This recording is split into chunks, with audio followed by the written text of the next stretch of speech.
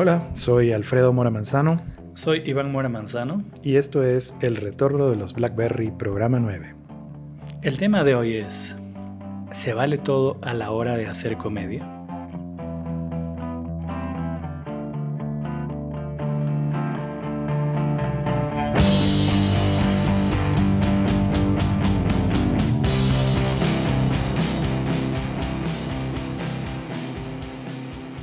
Bueno, el programa de hoy va a ir sobre la comedia, el cual es un tema increíblemente extenso.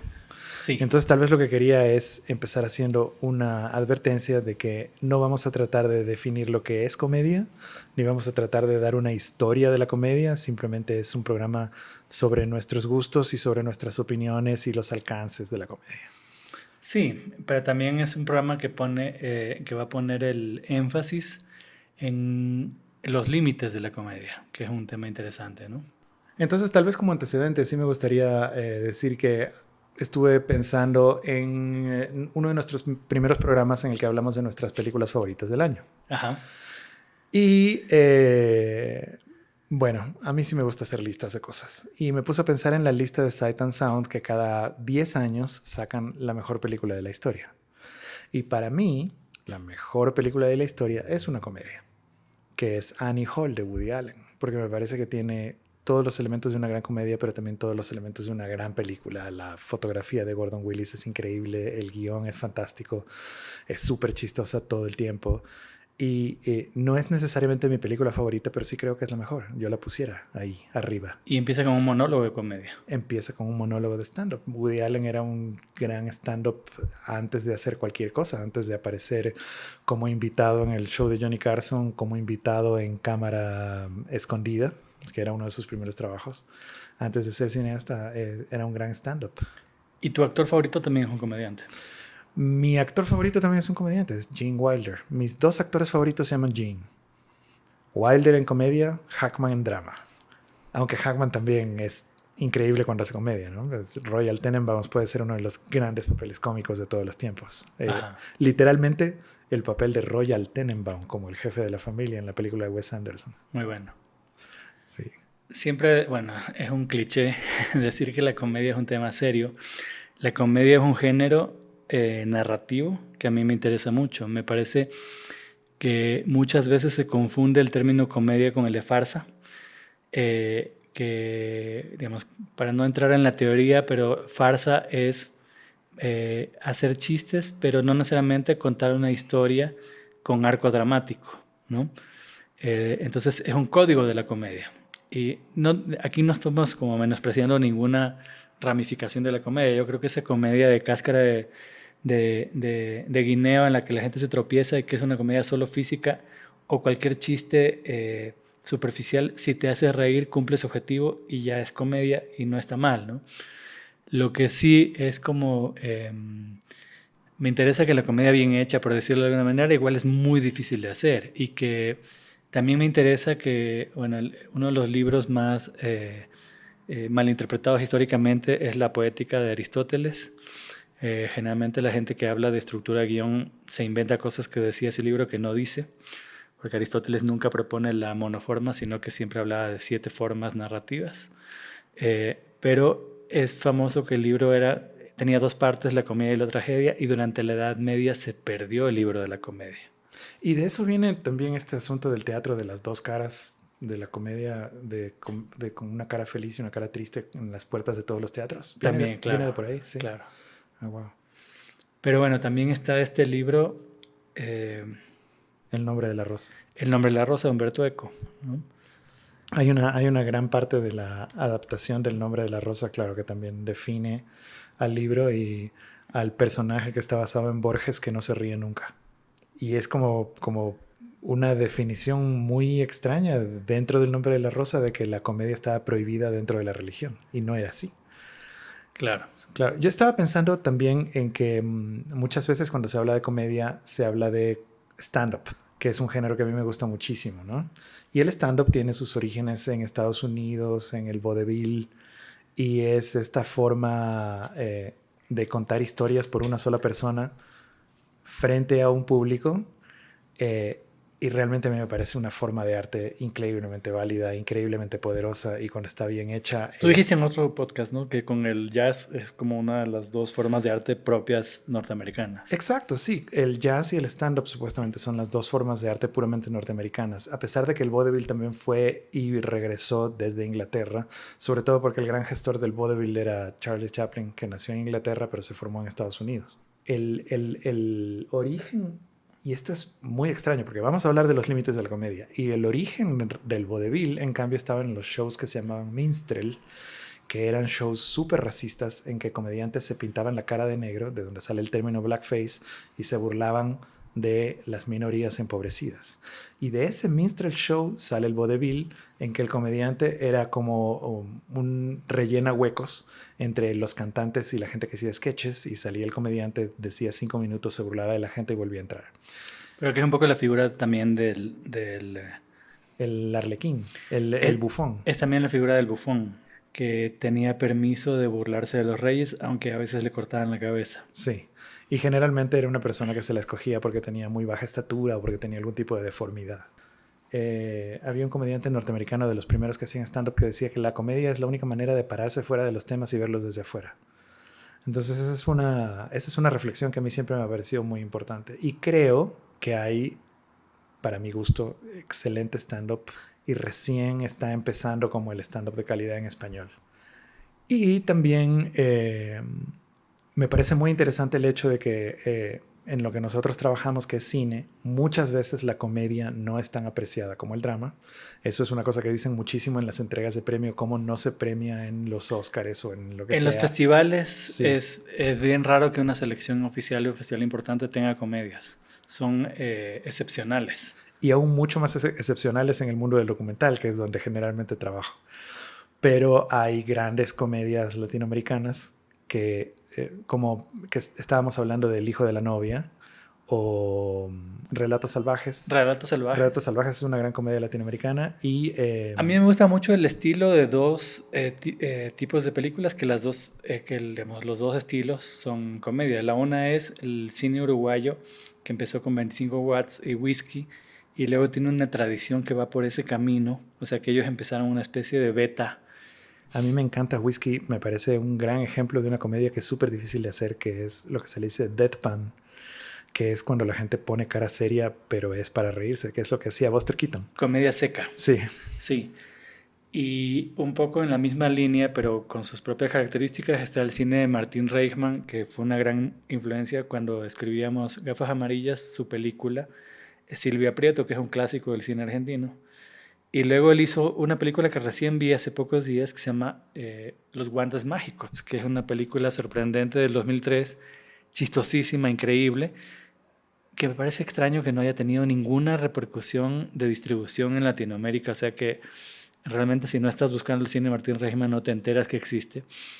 Y es una película actuada con Vicentico, o sea que yo creo que incluso pudo tener algún tipo de repercusión comercial en entre un los fans nicho. de los fabulosos Cadillacs. Claro, es como que la música independiente sí logra viajar en Latinoamérica, y como el cine realmente depende de los majors y del monopolio, para viajar a Latinoamérica necesita primero ir a Estados Unidos y luego regresar a Latinoamérica. Ujú. Es como que la forma de la distribución del cine latinoamericano nos impide vernos, algo así. Y eso, digamos, a mí también me parece interesante que hay un fenómeno local en cada país, como de la gran comedia para el gran público que es hecha con actores de televisión, que tiene muchos éxitos de taquilla, ¿no?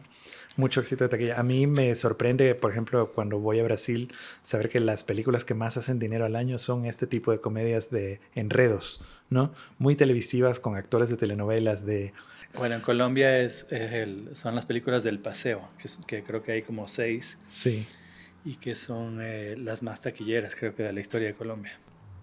Y en Chile, en cambio, es la trilogía Qué pena tu vida, que también es una sola historia cómica sobre la relación de una pareja durante muchos años, hecha en 3 películas, tremendo éxito de taquilla. Ahorita que dices Chile, tal vez la primera película de el Che Sandoval es una comedia.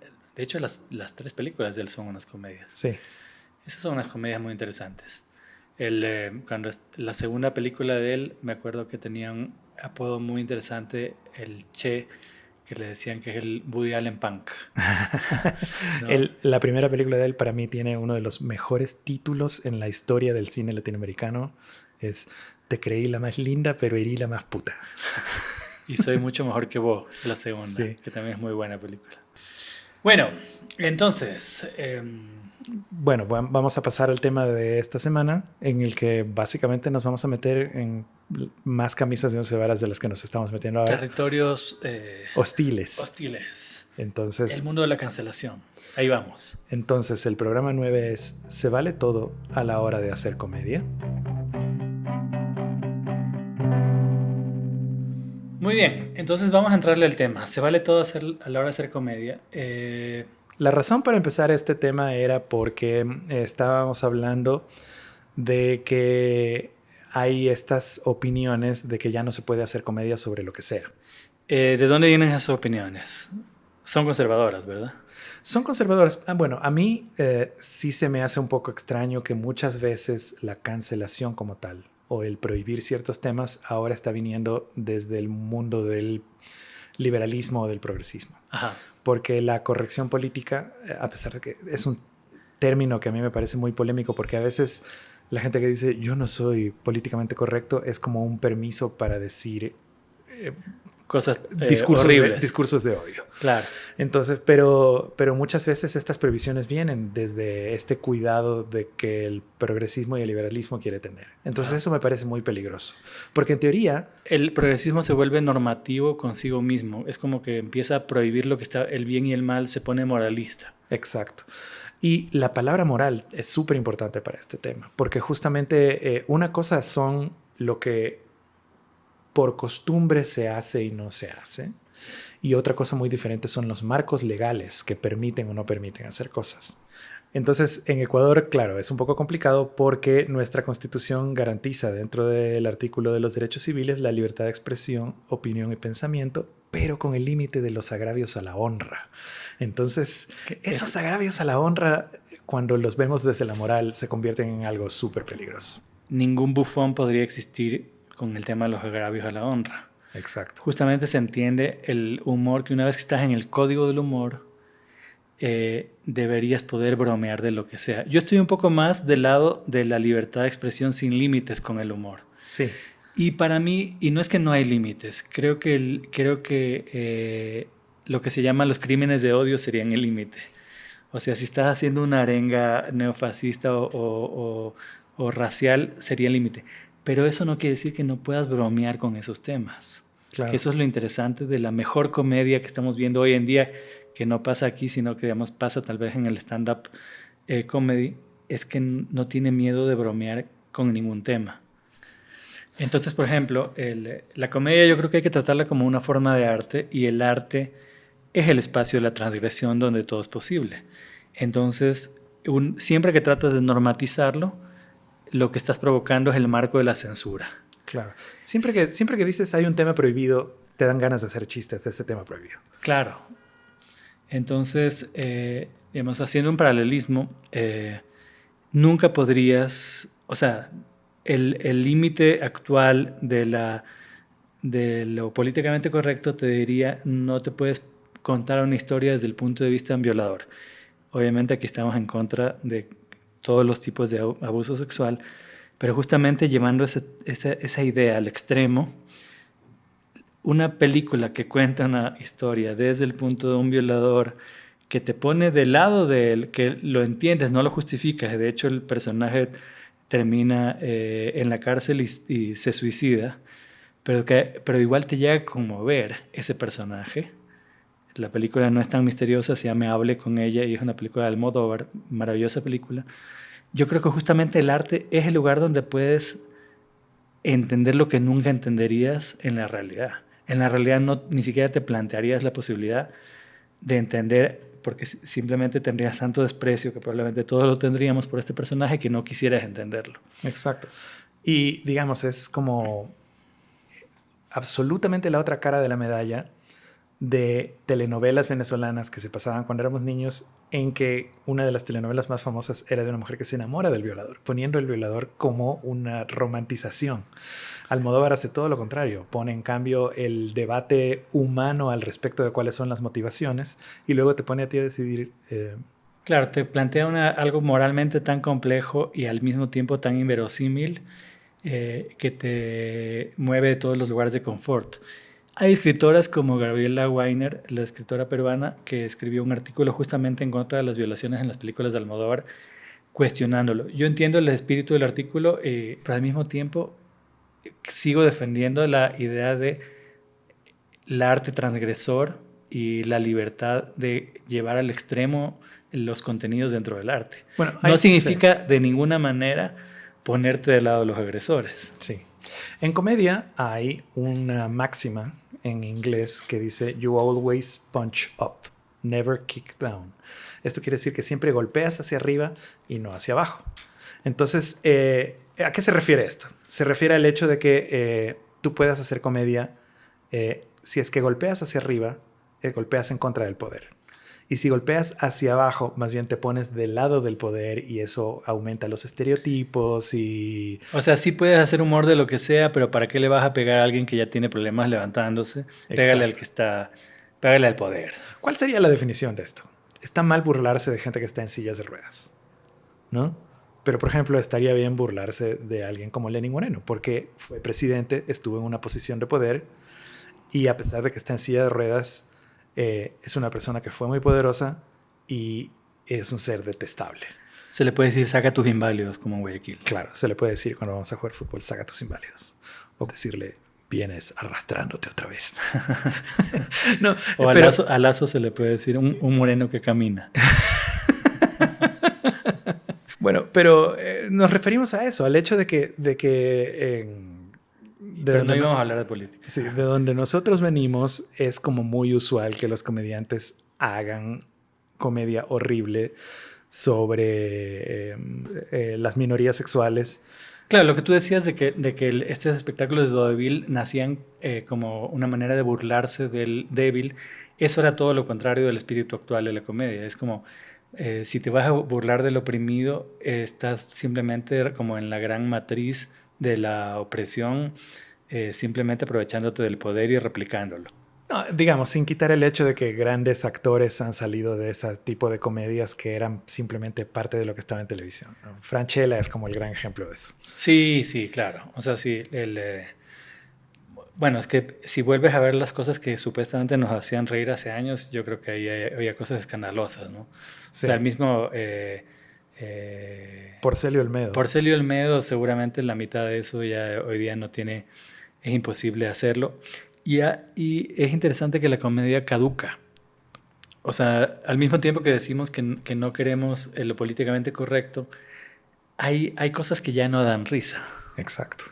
O sea, yo estaba viendo el otro día que me parece que es un gran comediante, si quieres, pero como empecé a ver que yo no me había visto los especiales de comedia de Eddie Murphy y los vi, y me parece que muchos han caducado. O sea, que mucho del tipo de comedia que él hacía, que es una comedia de actuar y burlarse de los homosexuales, Ajá. ya no tiene ninguna validez. O sea, parece que fuera hecho en Guayaquil hace una semana, porque en Guayaquil siguen haciendo ese tipo de comedia, pero es algo que está caduco. Entonces no se trata de ponernos políticamente correctos, pero sí se trata de decir, esto ya no da risa. Exacto. Hubo un incidente en este espectáculo que a mí me sigue pareciendo rarísimo que exista, que es esta cosa de tan mal gusto que se llama el Festival de Viña del Mar. Esto que parece una telenovela de los 80s puesta en escenario. Que hay muchos espectáculos musicales muy interesantes y de repente estos comediantes que siguen haciendo estos chistes como si fuera hace 40 años. Y cuando estuvo Calle 13 hace unos años, justamente el abridor de ese día era un comediante chileno que estaba haciendo chistes sobre homosexuales. Y Calle 13 cantó su primera canción y luego Residente paró el concierto y dijo, a mí no me gusta que se burlen así de los homosexuales, esto no da risa y esto ya no debería existir. Y ya no es chistoso, hay cosas que ya no son chistosas. Y en Chile fue un escándalo. Y si tratas de ver en YouTube algunos clips de sketches de Porcelio Olmedo, te da cringe. No puedes ver más de 30 segundos. Quitando que hay otros en los que habla de política o que son muy buenos, porque como comediantes eran muy buenos. Claro. Pero esos sketches de No, y mujeres... son políticamente incorrectos. A veces eso es lo chistoso, ¿no? O sea, en esa película en el medio que se acerca el vendedor de chicles que tiene dos cabezas y que Olmedo le compra un cigarrillo y le dice, gracias, sos un fenómeno. Es un chiste que ya no se puede volver a hacer. Claro, a mí pero me parece interesante que los límites no necesariamente... También a veces lo políticamente correcto nos ha limitado un tipo de humor que también yo siento que ha cortado la libertad. O sea, la discusión es más compleja, ¿no? Sí, sí, porque... Hay escalas de grises y nada más, no está todo tan claro. Claro, pero volviendo a lo que decíamos antes, es lo que opina nuestro... Aquí siempre nombramos a Bret Easton Ellis, y Bret Easton Ellis hablaba que la clase política en Norteamérica, que solía ser conservadora, ahora el liberalismo es el que está todo el tiempo diciéndole a los comediantes qué es lo que pueden y no pueden hacer, y la amenaza de la cancelación, que es como esta nueva forma de censura a la comedia. Sí, porque digamos, también es importante decir que nosotros no es que estamos en contra de la cancelación. Yo entiendo por qué existe la cancelación. Existe porque existe impunidad. Entonces, tenemos un sistema judicial que no existe, y en ese sistema judicial que no existe, a veces la única opción que queda es la cancelación. Pero dicho eso, en el mundo del sentido del humor, la cancelación muchas veces termina siendo una normatividad políticamente correcta, lo que dice Bret Easton Ellis, y que termina siendo muy conservadora. Es como, si ya no podemos hablar de esto, mejor para no meternos en problemas, no hablemos de esto. El humor que no se quiere meter en problemas es un humor cobarde, poco transgresor, poco chistoso. Y también está el hecho de que ahora hay comediantes que se quejan de que no se puede hacer chistes de nada. La palabra woke, este nuevo término que está en el léxico contemporáneo, es como yo soy anti-woke, no me dejan decir nada. Y Mark Maron, que es un gran comediante, dice, puedes decir lo que sea. La gente que habla de eso, de que no se puede decir nada, es porque no los dejan decir las mismas 3 palabras que son horribles y que ya no se deberían decir. Puedes hacer comedia sin decir esas 3 palabras. Claro, y al mismo tiempo Dave Chappelle dice las 3 palabras todo el tiempo, cada vez que quiere. Sí. O sea que hay gente que igual no va a dejar de decir esas palabras. Y que las convierte en oro. Es que así, o sea, por ejemplo, decíamos los límites serían los crímenes de odio, el racismo, el clasismo. La homofobia, la transfobia. Pero Dave Chappelle hace humor sobre el racismo, hace humor sobre la homofobia. Entonces no es que los temas estén prohibidos. Yo creo que igual estamos hablando que es como un gran maestro de la comedia. Tal vez no cualquiera puede hacer las cosas con el tono preciso que las hace. Todo el tiempo lo están acusando además de haberse pasado la raya, y creo que es parte de lo que se trata su show, ¿no? Pasarse la raya. Tú decías que había una tendencia en los comediantes de hace unos años de tratar de hacer cada uno hacer el chiste más ofensivo que pueda, ¿no? Sí, se volvió como en los 90s estuvo como de moda un año hacer las rutinas sobre lo más ofensivo que puedas encontrar. Entonces había muchísimas, sobre todo de pedofilia y de, digamos, me acuerdo de una rutina de Sarah Silverman que se llama Martin Luther King, que era como muy extrema. Pero luego eso también pasó como una moda, y ahora el problema es que vuelven a salir a la luz esos chistes que alguien hizo hace 20 años y no te contratan para un programa de televisión, lo cual también es un poco absurdo, ¿no? Es no darse cuenta por dónde fluye la historia de la comedia. Bueno, a mí me gusta mucho, soy fanático de, ahora que hay las plataformas, de los especiales de stand-up de mujeres, que creo que también es bien interesante la comedia que está hecha ahorita, ya no desde la perspectiva, lo que se llama el male gaze, sino desde la perspectiva femenina. Muchas veces son chistes sobre el machismo, que no es lo mismo que hacer chistes machistas. Y entonces, especialmente me gustan algunas que voy a nombrar. Nikki Glaser, que tiene unas rutinas que son especialmente sexuales. Jen Kirkman, Amy Schumer, que es tal vez la más conocida como una actriz de Hollywood más famosa. Pero la última, por ejemplo, la vi recién y es una gran rutina. Elisa Schlesinger. Eliza. Schlesinger, sí. Ya bueno, no puedo pronunciar su nombre. Michelle Wolf. Me encanta Michelle Wolf. Sí, increíble. Whitney Cummings. Whitney Cummings, sí. Que es una gran escritora. y tal vez la que es mi favorita, Sarah Silverman, Sí. que es esta comediante judía que también tiene muchos chistes sexuales, y creo que lo más interesante es lo transgresor de su humor. Sí, yo quería decir que a pesar de que cuando éramos niños estuvimos como expuestos a mucha mala comedia, estuvimos expuestos para mí, y es algo que no me había dado cuenta hasta hace poco, a eh, de las mejores ejemplos de stand-up que han habido, que son los monólogos que Marcos Munstock de Le Luthier hacía en medio de los números musicales. Me parece que si analizas solo eso como stand-up, es del mejor stand-up que se ha hecho. Marco Munzuk entonces sería Lelutier uno de los grandes precursores del stand-up latinoamericano. Exacto. Que hablando de stand-up latinoamericano, a mí me gusta mucho el especial de Netflix que hay de Malena Pichot, de Sí. su stand-up, es muy bueno. Como te decía, yo a veces tengo problemas con mucho del stand-up que está en español, pero hay un comediante mexicano que se llama Felipe Esparza, que hace el mismo especial tanto en español como en inglés y realmente es súper interesante de ver, porque tiene que cambiar el timing y tiene que cambiar, digamos, el orden en que dice las cosas. Es un mexicano que ha vivido en Los Ángeles casi toda la vida, entonces habla español medio raro, pero ver ese tipo de diferencias a mí me pareció, y él es realmente muy bueno. Y bueno, y de los ecuatorianos, a mí me gusta mucho el stand-up de Pancho Iñachi, aunque debo confesar que hace tiempo que no me voy a un show de stand-up. Es como tan difícil como irse al teatro, que a uno le da cargo de conciencia, que debería salir más de su casa y ver más, Sí, ¿no? Luego nos quejamos de que la gente no vaya a ver nuestras películas y no vamos a y nada. no vamos a nada, Claro. con el pretexto de que somos papás y que estamos en la casa. Pero bueno, las últimas veces que he visto el show de stand-up, el que más me ha gustado es el de Pancho. Sí, y tal vez lo que yo quería decir es que el problema que a veces tengo con la comedia en español es el hecho de que muchas veces es observacional. Entonces como que me parece que esto me pasa con los comediantes mexicanos y argentinos de Netflix, casi todos. Pero ¿Qué que quiere decir observacional? observacional quiere decir como, ¿qué te parece la comida del avión? Y esto me pasó cuando venía camino acá. Pero igual Y hay, digamos, obras maestras de lo por observacional. supuesto, Seinfeld hace absolutamente observacional. Pero en cambio lo que quería nombrar era que, bueno, para muchos comediantes norteamericanos que yo admiro, el non plus ultra es George Carlin, ¿no? Este comediante que empezó en los 60s y 70s, que tiene la famosa rutina de las 7 palabras que no puedes decir en televisión. Cuando murió George Carlin... Las 7 malas Las palabras. 7 malas palabras que no puedes decir en televisión. Cuando murió George Carlin, Louis C.K. dio que es probablemente mi comediante favorito ahora. Louis C.K. y Dave Chappelle, es como que nos pueden cancelar a nosotros.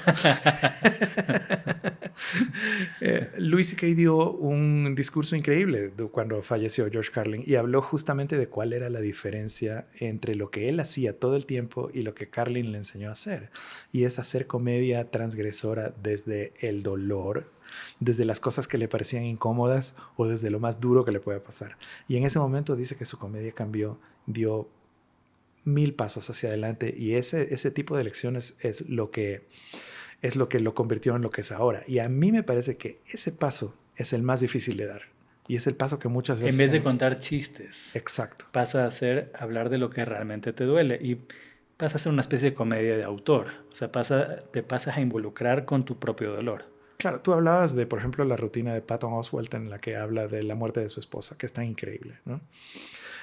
O gente que habla de cosas duras que les ha ocurrido. Y Liza Schlesinger tiene una increíble porque durante mucho tiempo ella salió con un novio que le mentía y no era la persona que él decía que era. Ah, sí, Y ella sí. tiene como todo una rutina de eso.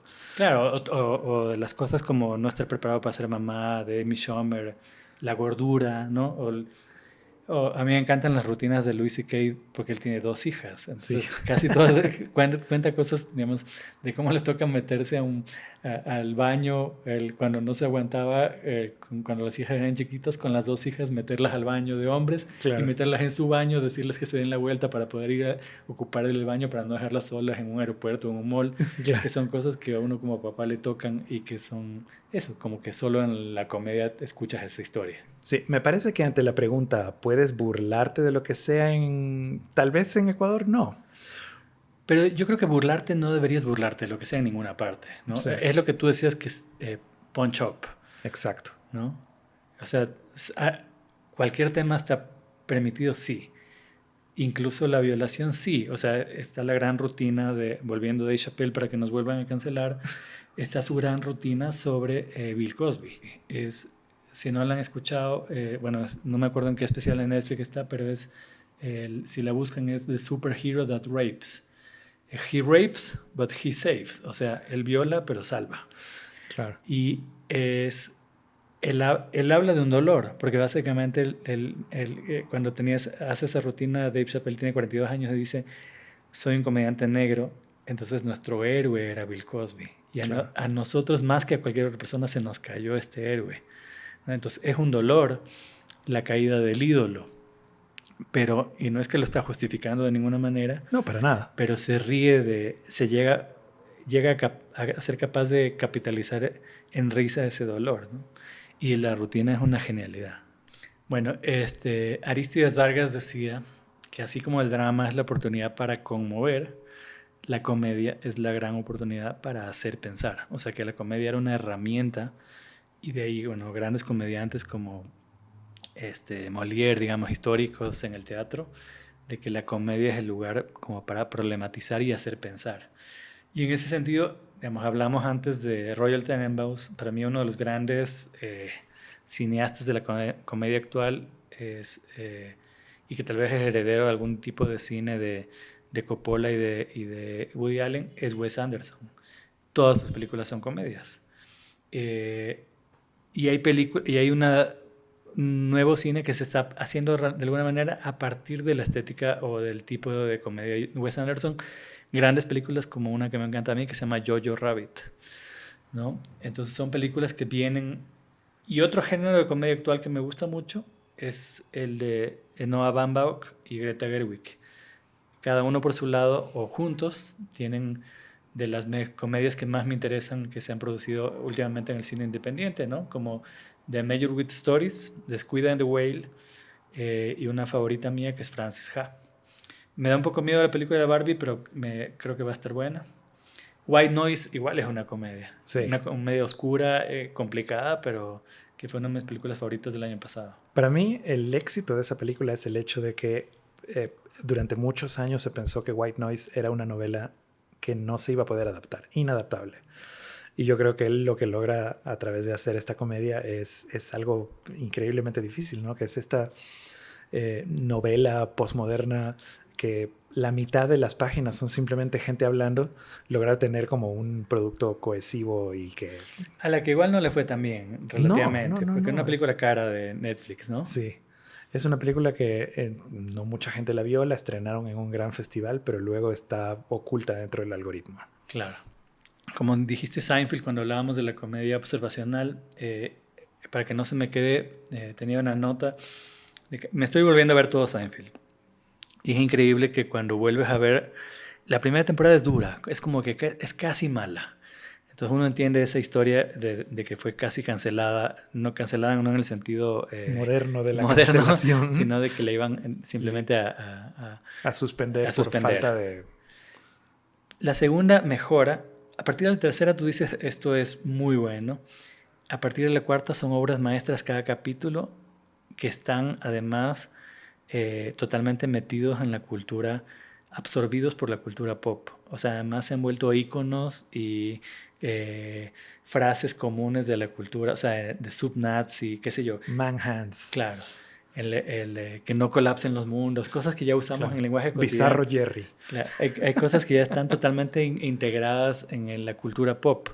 Entonces es increíble verse toda de corrido, vas viendo como el crecimiento de una gran obra maestra.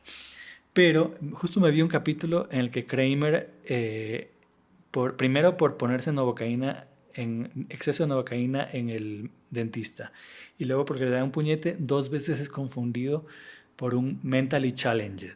Claro, una persona con capacidades especiales. Ya, y de eso va el humor de ese programa. Y la otra parte de la historia es que... Dentro del mismo capítulo. Dentro del mismo capítulo, el dentista, que además es el protagonista de Breaking Bad, lo duerme a Seinfeld para hacerle una operación y Seinfeld tiene la sospecha de cuando se despierta de que él y el asistente se están vistiendo y no sabes si tuvieron sexo delante de él o si incluso lo violaron. Esos dos temas en un solo capítulo serían casi imposibles de hacer por una gran cadena hoy en día. O sea, yo creo que ese, por ejemplo, no, a diferencia de Eddie Murphy o de toda la comedia guayaquileña, me parece que no es caduca. Claro. Pero me parece que todavía es chistoso y que juega sin ser irrespetuoso con, digamos, justamente con lo transgresor de los temas. Ahora, lo triste es que tal vez no se podría hacer porque la cadena nunca aprobaría el guión. Sí, tendría demasiado miedo. Exacto. Y tendría miedo de la represión de la misma gente. Siempre que haces algo que va con miedo, es como que la obra sufre, ¿no?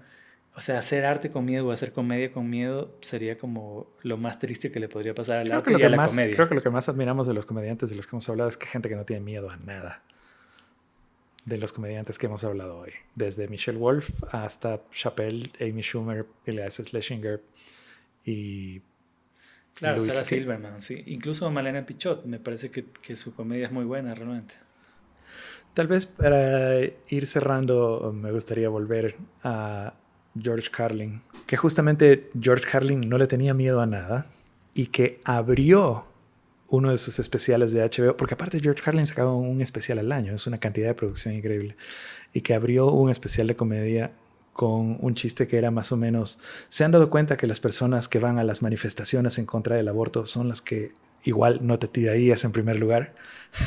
Entonces decía, y con eso abrió. Ajá, con esa línea. Con esa línea, una línea tan bestial que la mayoría de los comediantes tratarían de meterla en medio especial para tratar de acolchonarla con otras cosas.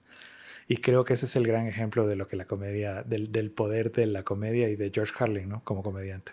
Claro. Había el otro gran comediante de los 70s que tuvo muchos problemas con la censura, que era Lenny. Lenny Bruce. Que Bob Fosse le hizo una película, ¿no? Exacto. Dustin Hoffman estuvo nominado al Oscar por hacer de Lenny Bruce. Ahí lo interesante es que Lenny Bruce sí cumplió un rol fundamental dentro de la historia de la libertad de expresión. Luego de que él fue arrestado por decir malas palabras en el escenario, su caso llegó a la Corte Suprema del Estado de Illinois. Y la Corte Suprema decidió que el stand-up comedy era comentario social y no obscenidad. Entonces fue como un caso paradigmático de la libertad de expresión. Necesitamos un caso así para que se expandan un poco los límites de la libertad de expresión en Ecuador. Exacto. Pero en cambio... sí necesitamos mejor comedia en Ecuador. Necesitamos mejor comedia, pero también es posible hacer comedia limpia, digamos, para todo el mundo de gran calidad, y creo que eso es algo que sí demostraron Lelutier en su época. Cada vez que publicitamos este podcast, ponemos el hashtag dactilografía, y eso sale de una rutina de Lelutier que se llama La Tanda, y es de poner en contexto que los programas culturales se ponen a las 3 de la mañana e incluyen los temas pintura, escultura y dactilografía. Claro. Y probablemente, claro, la incluso más favorita es La Indomable, una mujer atrapada por su pasado. ¡Suéltame, pasado! Entonces eso. Hicimos un programa completo de comedia sin nombrar a Chespirito ni a Cantinflas. Cantinflas nunca me hizo reír y creo que eso es algo que quería decir para terminar. Muy bien. Bueno, esto ha sido el programa número 9. Sorprendentemente con menos chistes de los que podía haber tenido. El programa 10 será el último de esta primera temporada, así que, bueno, pues estaremos aquí dentro de 15 días. Tal vez. Si es que no nos cancelan.